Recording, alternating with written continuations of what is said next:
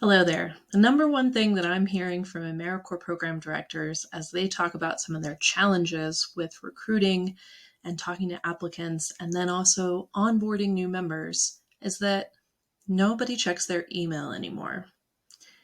And if you're working with younger members, let's talk about high school through college age, maybe even early to mid 20s. Not only do they not check their email, but they don't seem to know how email works. They literally don't know how to email. I've heard stories about people who are sending the entire body of the email in the subject line, the kinds of things that we would think of as being very obvious or very basic email 101 are confusing to many young people these days. So first of all, I just want to recognize that that is happening.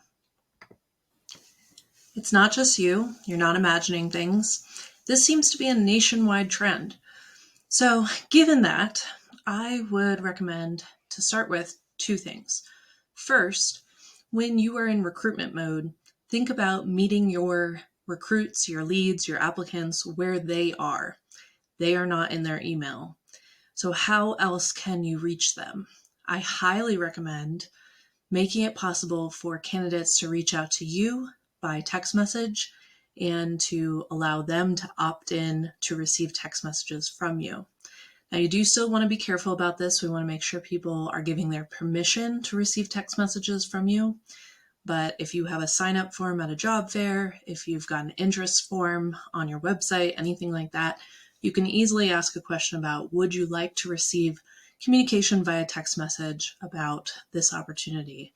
And then that would give you permission to be able to send them messages through text. The nice thing is that there's more and more options out there in the tools you're already using, like Outlook, that allow you to send text messages from something like Outlook. So you don't have to have a separate service to be able to manage text messaging. And you also don't need to use your personal phone number and your personal cell phone to text if you don't have a work cell phone number. So there's something called voice over IP, which allows you to use something like an Outlook email address to send text messages to candidates. There's also a lot of text capabilities that are built into existing software you might be using. For instance, if you're scheduling interviews through Calendly or Acuity or any of these other calendar scheduling services, they pretty much all of them have the option to say, give people the option to opt into text message reminders. So I would highly recommend enabling that option so that your candidates could get those reminders about interviews on their cell phone through a text message. Now, the other thing that I would recommend is, so the first thing is to use text messaging, to use things like online forms to give people a chance on their phone to quickly let you know they're interested, doing anything other than sending you an email or calling you on your office phone number as a way for candidates to reach you and for you to reach them initially. So that's number one. Number two is once you actually bring someone into your program and you onboard them as a new member, you will want to teach them how to use email. Because although many candidates aren't super great at using email right now or checking their email, being able to use email in a professional setting and to know what kind of habits to have around email, what are the norms for professional email, these are still important skills to have in the workplace.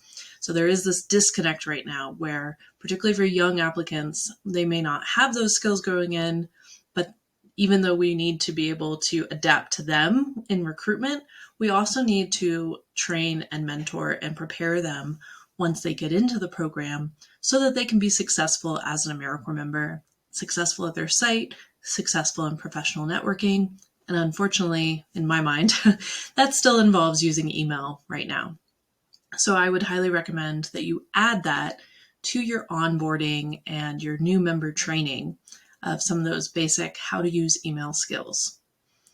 And then the final thing I would say is it's also helpful to learn from your members about other ways that they like to communicate, because why I said, unfortunately, that we still have to use email is because a lot of the people I ask who I work with, they would rather not use email. They don't want to use email so much. We're getting way too many emails right now.